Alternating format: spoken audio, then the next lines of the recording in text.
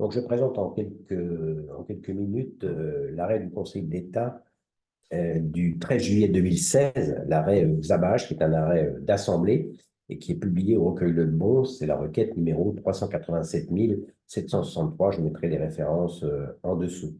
Donc, dans cette affaire, le Conseil d'État est saisi d'un recours contre un arrêté qui a plus de 30 ans. C'est un arrêté du ministre de juin 91 qui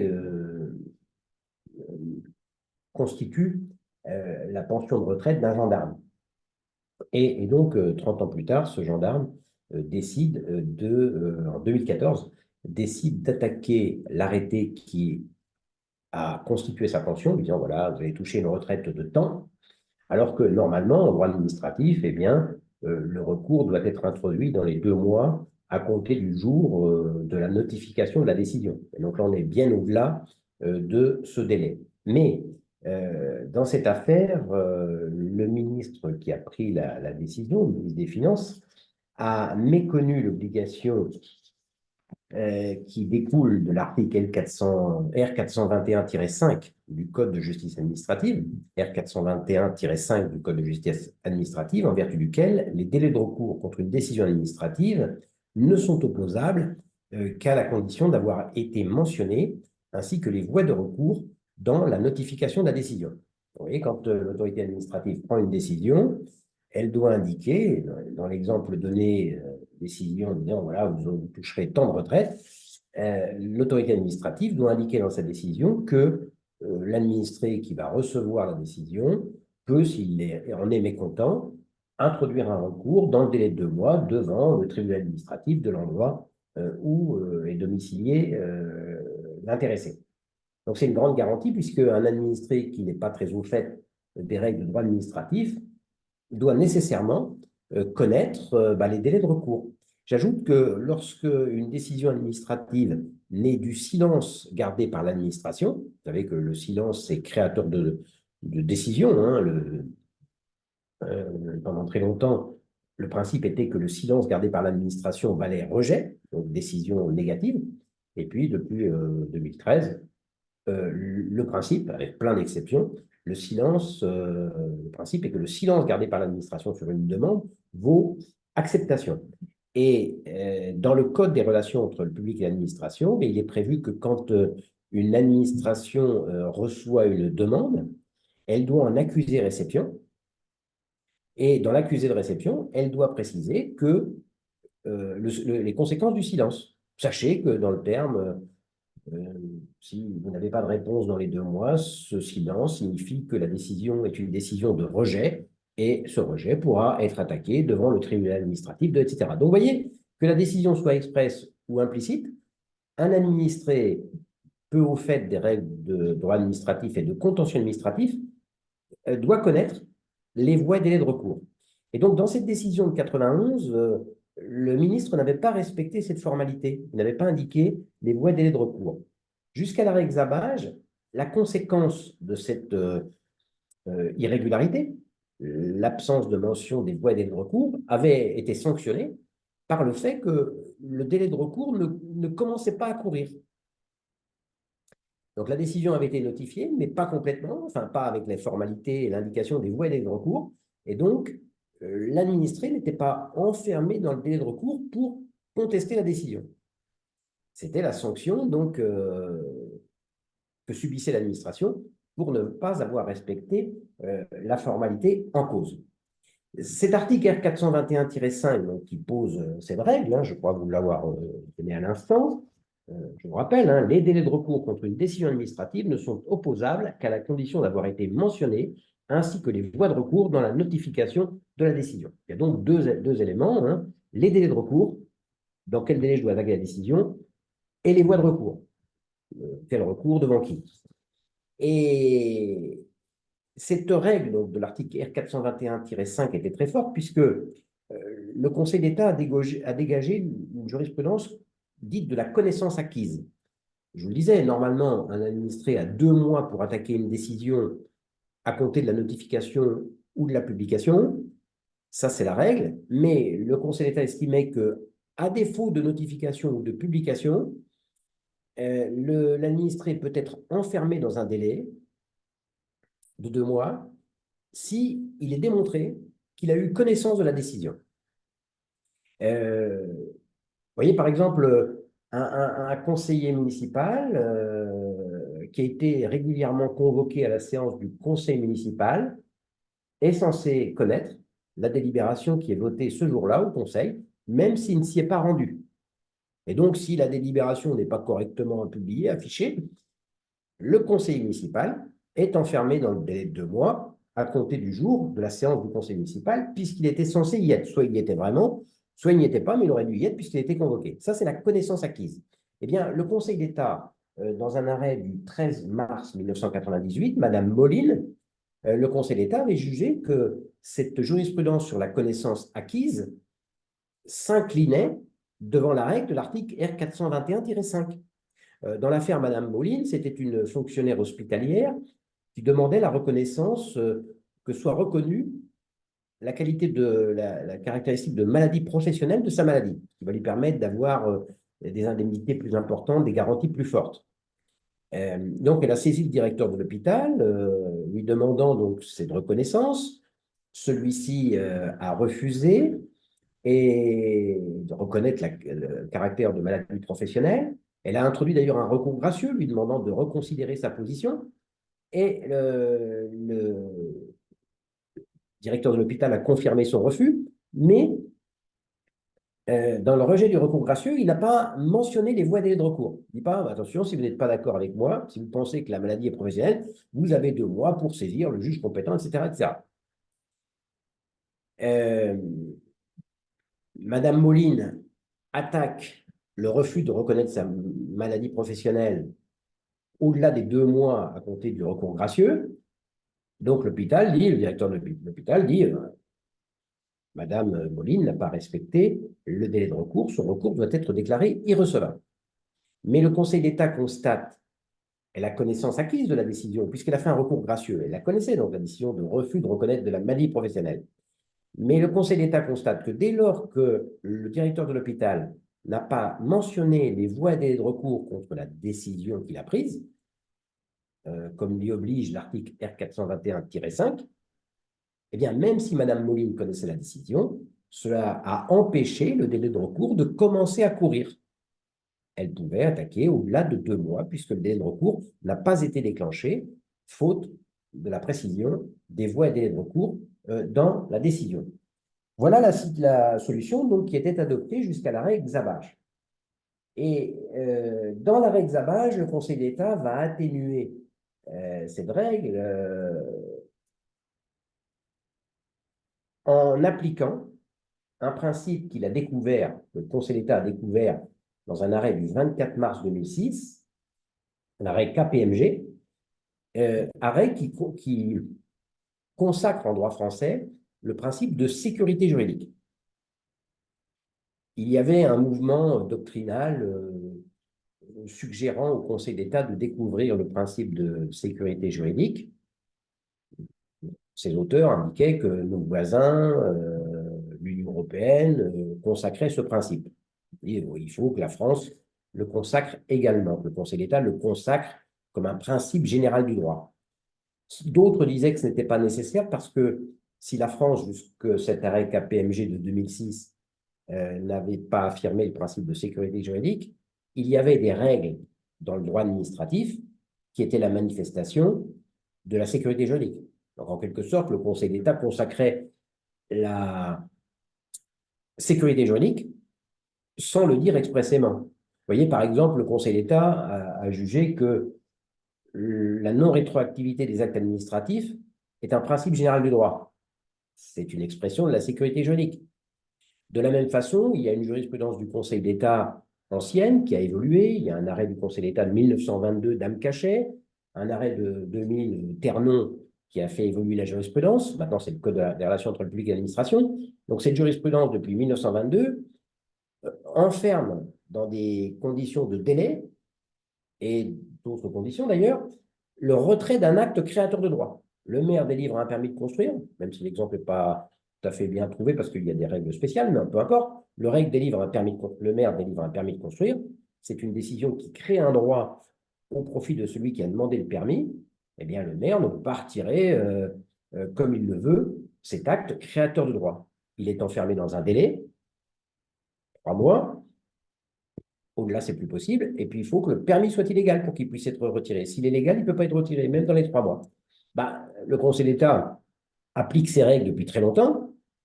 C'est une expression de la sécurité juridique sans qu'il appelle cela la sécurité juridique. Bon, alors, toujours est-il que dans l'arrêt KPMG, très important, de 2006, du 24 mars 2006, le Conseil d'État consacre expressément le principe de sécurité juridique.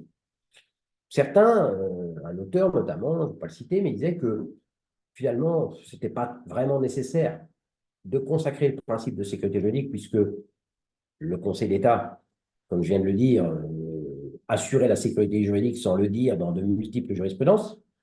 Et cet auteur disait, bah, finalement, la consécration du principe de sécurité juridique n'a eu que pour conséquence, une seule conséquence, d'obliger l'administration, dans certains cas, à prendre des mesures transitoires. Vous voyez, dans l'arrêt KPMG, c'est à la suite du scandale Arthur Andersen, hein, c'était des commissaires aux comptes réputés, et on s'est aperçu qu'il y avait certification erronée des comptes d'entreprise par Arthur Andersen, donc ça a provoqué un scandale considérable, et donc le Premier ministre a pris un décret portant code de déontologie des commissaires aux comptes. C'est un décret qui impose des obligations aux commissaires aux comptes. En droit administratif français, le principe, c'est que dès lors qu'un décret est publié, le lendemain, il est applicable. Ça, c'est la règle. Et la société KPMG, donc, qui est un commissaire aux comptes, introduit un recours pour excès de pouvoir contre le décret portant code de déontologie. Elle ne conteste pas de ce point de vue la légalité du décret, mais elle reproche au Premier ministre de ne pas lui avoir donné le temps de s'adapter aux nouvelles règles, à cette nouvelle déontologie.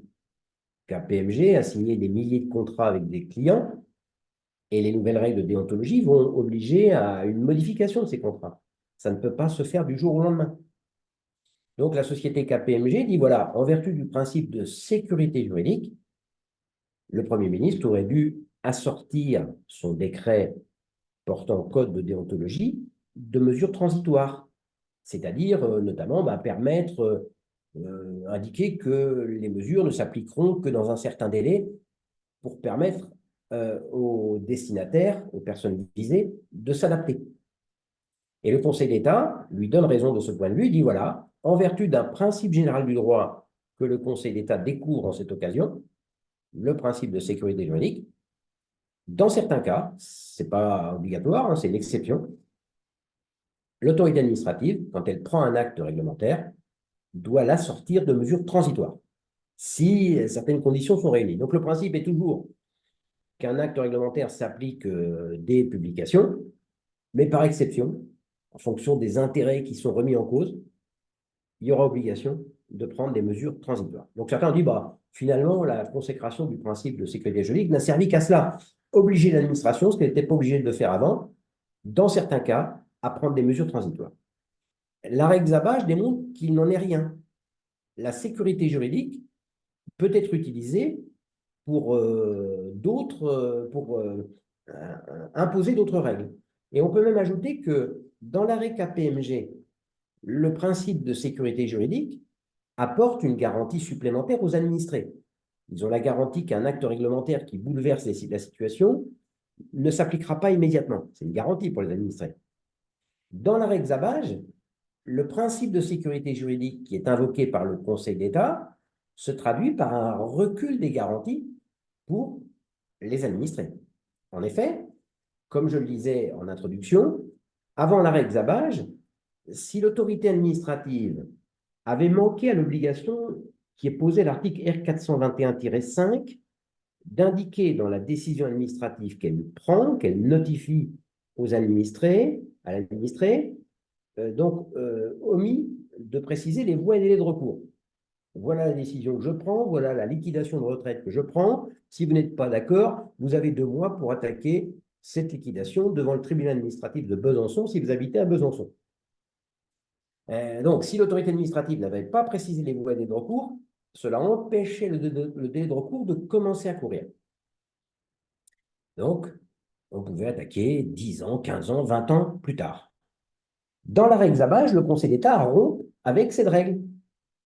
Et ce que dit le Conseil d'État, il dit, voilà, c'est vrai que si l'autorité administrative n'a pas mentionné dans sa décision les voies et délais de recours, l'administré n'est pas enfermé dans le délai de 2 mois, délai de recours de 2 mois habituel, pour contester la décision.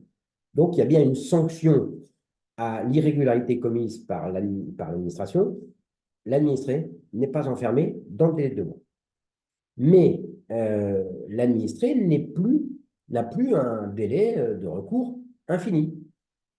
Le Conseil d'État dit, juge, c'est le point 5 de l'arrêt, considérant toutefois que le principe de sécurité juridique, consacré par l'arrêt KPMG, qui implique que ne puisse pas être remise en cause, sans condition de délai, des situations consolidées par l'effet du temps, fait obstacle à ce que puisse être contestée indéfiniment une décision administrative individuelle qui a été notifiée à son destinataire. Donc, très important, il faut quand même que le destinataire ait eu connaissance de la décision. S'il n'en a pas eu connaissance, le délai de recours n'a pas commencé à courir, ça ne change pas. Mais là, on sait que l'administré a eu connaissance de la décision, mais la décision ne mentionnait pas les voies et délais de recours. Et bien dans ce cas-là, le recours n'est pas enfermé dans le délai de 2 mois, mais il n'est plus perpétuel. Le Conseil d'État indique que si le non-respect de l'obligation d'informer l'intéressé sur les voies et délais de recours ou l'absence de preuve qu'une telle information a bien été la fournie c'est autre chose, ne permet pas que lui soient opposés les délais de recours fixés par le Code, ah oui, puisque l'administration ne lui a pas indiqué les voies et délais de recours, il n'est pas enfermé dans le délai normal de 2 mois, mais le destinataire de la décision, c'est ça qui est important, ne peut exercer de recours juridictionnel au-delà d'un délai raisonnable. Et le Conseil d'État, qu'est-ce que c'est ce délai raisonnable? Eh bien, le Conseil d'État dit, en règle générale, et sauf circonstances particulières dont se prévaudrait l'administré, donc c'est à lui de le démontrer, ce délai est un délai d'1 an, à compter de laquelle une décision expresse lui a été notifiée ou à la date de laquelle il a établi qu'il en a eu connaissance. Donc, le Conseil d'État fixe, comme on dit de manière prétorienne, ce délai d'1 an. Il dit le délai raisonnable, pour moi, c'est le délai d'1 an. C'est ce qui va assurer la sécurité juridique. Donc, vous voyez, d'un côté, l'administration n'a pas indiqué les voies de recours, elle est sanctionnée. L'administré peut attaquer l'acte au-delà du délai de 2 mois, mais la nécessité d'assurer la stabilité des situations juridiques qui reposent sur le principe de sécurité juridique implique que le délai de recours ne soit pas infini. Il est enfermé dans le délai d'1 an, sauf si l'administré démontre qu'un autre délai devrait être appliqué. Voilà donc la solution adoptée par le Conseil d'État dans l'arrêt Xabage. Alors, pour en terminer, ensuite, je ferai dans une autre vidéo, je verrai les différentes applications de l'arrêt Xabage et ce qu'en fait la Cour de cassation. Mais on peut dire que cet arrêt Xabage s'inscrit dans un cadre plus vaste de la jurisprudence du Conseil d'État qui cherche à stabiliser les situations juridiques. Vous voyez, par exemple, dans un arrêt de 2011 d'Antony, le Conseil d'État juge qu'un acte affecté d'une irrégularité de forme ou de procédure qui fait l'objet d'un recours ne doit pas être annulé si cette irrégularité de forme ou de procédure n'a pas eu d'influence sur le sens de la décision prise ou n'a pas privé les administrés d'une garantie. On va stabiliser, l'acte reste en vigueur bien qu'il soit affecté d'une irrégularité. Autre exemple, arrêt du Conseil d'État du 18 mai 2018, Fédération des finances et affaires économiques CFDT. Vous savez qu'il est possible de soulever l'exception d'illégalité d'un acte réglementaire de manière perpétuelle. Il est possible de demander l'abrogation d'un acte réglementaire illégal. Mais le Conseil d'État, dans cet arrêt, indique que dès lors qu'il s'agit d'un vice de forme de procédure, eh bien, il n'est plus possible de soulever l'exception d'illégalité d'un acte, passer les délais de recours ou de demander l'abrogation. C'est une volonté de stabiliser les situations. Et on pourrait dire aussi dans le domaine du contrat. Pour l'instant, nous sommes dans le domaine des actes unilatéraux. Mais dans le domaine du contrat, eh bien, le Conseil d'État, dans un arrêt du 28 décembre 2009, commune de Béziers, juge que quand un contrat est affecté d'une irrégularité, l'annulation du contrat, c'est-à-dire la disparition du contrat pour l'avenir et des effets qu'il a produits dans le passé, doit être la sanction ultime. On doit essayer de voir s'il n'est pas possible de le régulariser, de l'annuler seulement pour l'avenir, de l'annuler avec des effets différés. Bon, quand c'est grave, le contrat doit disparaître pour l'avenir et pour le passé, mais ça doit être exceptionnel. Vous voyez, c'est la même volonté de stabiliser des situations. Donc cet arrêt Xabage s'inscrit dans une évolution jurisprudentielle de la même période, hein, des 15 dernières années. Et je verrai dans une vidéo suivante, donc je verrai les applications qui ont été faites de l'arrêt Xabage et ce que le Conseil, la Cour de cassation